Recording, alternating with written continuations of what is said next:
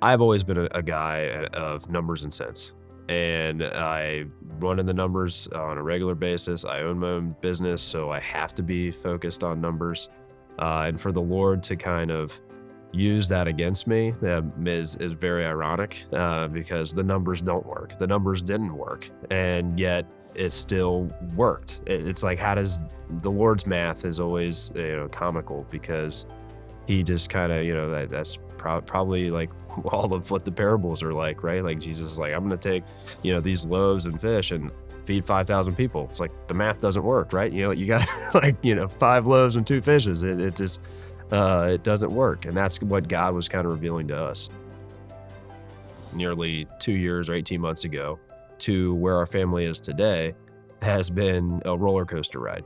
When we initially, decided this is what we're going to give in our shaken commitment, I was working 2 jobs and my wife was working full-time in a different position where she made a little bit more based on the type of role that she had in her company.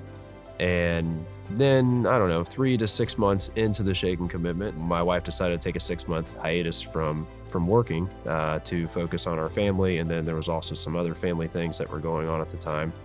So that entire income from that side of it was completely gone. I'm self-employed, and it was too much for me to be working both jobs at that time. And so I decided to take a break on one of those jobs. So in that time frame, in that 6 to 8 months where our entire family shifted, it was a very interesting time when it came to finances. I didn't realize it at first, but became pretty clear at the time that the Lord was really trying to refine us and teach us. In that time frame, as a family, we were shifting focus not on numbers and cents, but on the Lord's work and the Lord's will, and what that means in our lives. God blessed us in so many ways that we never once had to even consider or think about not being able to make our shaking commitment. And with that, I actually made my shaking commitment first. In addition to being challenged through prayer and my relationship with relying on God from coming back from Senegal, I have been deeply, challenged to look at material possessions here in the state. It's something our family was already working through, struggling with, because we're a growing family, but our house isn't growing. So we have been, trying to make it a better place and like organize things better.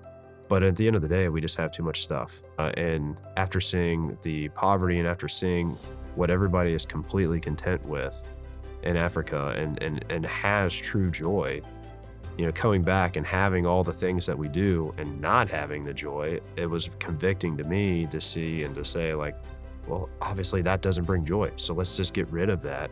I feel like God's doing that right here and right now at White Oak.